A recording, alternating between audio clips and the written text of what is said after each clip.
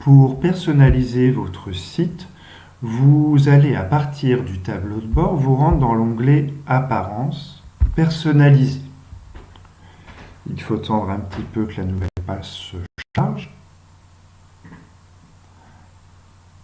Et vous arrivez maintenant sur cette page-là qui va vous permettre de modifier l'apparence du site en modifiant l'image, le titre et le slogan, ainsi que l'arrière-fond et les différentes sections de la page. Alors reprenons ces éléments pas à pas. D'abord, l'identité du site vous permettra de modifier son titre. Par exemple, on peut mettre la montagne, vous voyez, le titre va changer. On peut mettre ou non un slogan.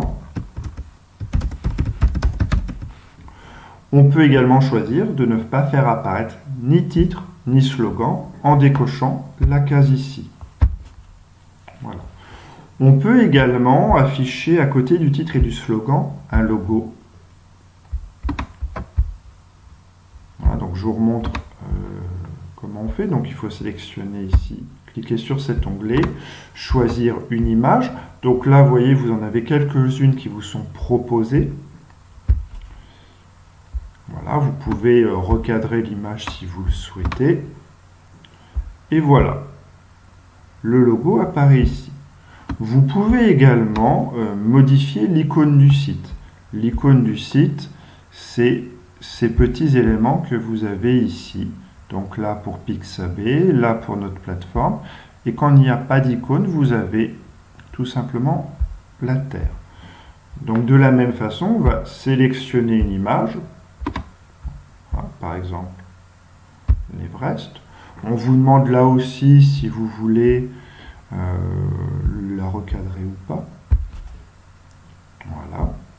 Et vous voyez que l'icône apparaît ici. Voilà. Voilà pour l'identité du site. Vous pouvez également modifier les couleurs du site. Là, on est sur un fond blanc. Vous pouvez choisir un fond foncé. Vous pouvez de la même façon choisir des couleurs personnalisées.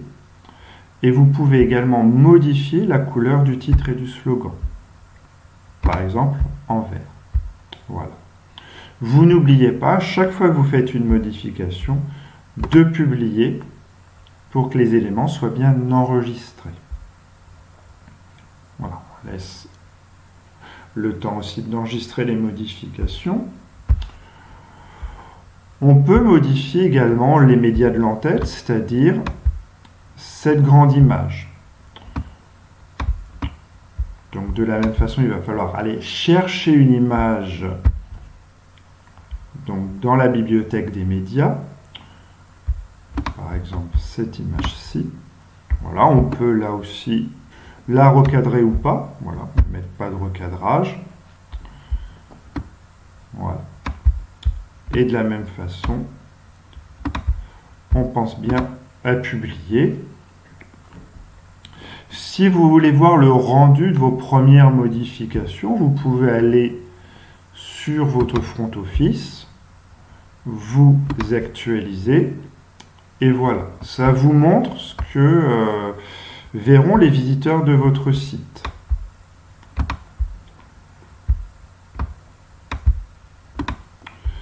Pour poursuivre la personnalisation, donc, je mets de côté l'onglet menu et widget. On verra comment on les modifie sur le back-office. Regardons réglage de la page d'accueil. Sur votre page d'accueil, vous voyez, elle peut se présenter de différentes manières. On peut avoir une page statique, c'est-à-dire qu'il sera toujours la même quel que soit le moment de connexion, ou on peut faire apparaître les derniers articles. Vous voyez la modification, voilà. On a les différents articles. Donc ça, c'est à vous, en fonction des indications qui vous sont données, de faire apparaître soit une page dernier article, soit une page statique. Voilà. Vous avez également d'autres options possibles. Vous voyez ici sur la page d'accueil, vous avez deux parties, le titre et le contenu. Vous pouvez décider de faire qu'une seule colonne en cliquant ici. Vous voyez bien la différence. On a le titre de la page et le contenu, ou alors le titre de la page et le contenu à droite. Vous avez également différentes sections de pages qui correspondent aux différentes photos. Ces éléments-là, vous pouvez modifier bien entendu les photos ou les faire disparaître. Pour ça, il suffit d'aller sur ces éléments-là, contenu 2, 3, 4. Si vous voulez faire disparaître, vous mettez simplement sélectionner. Et ils vont disparaître normalement. Voilà, il faut que j'enlève celle-ci. Et voilà, ils sont plus là. On publie. Ce qui fait que pour le visiteur, voilà. Il faut actualiser bien entendu. Voilà. Ce qui vous met en tête le contenu de la page et puis le footer. Voilà, je reviens ici. On revient en arrière. Voilà, on laisse de côté le CSS additionnel. Voilà comment vous allez pouvoir personnaliser votre site.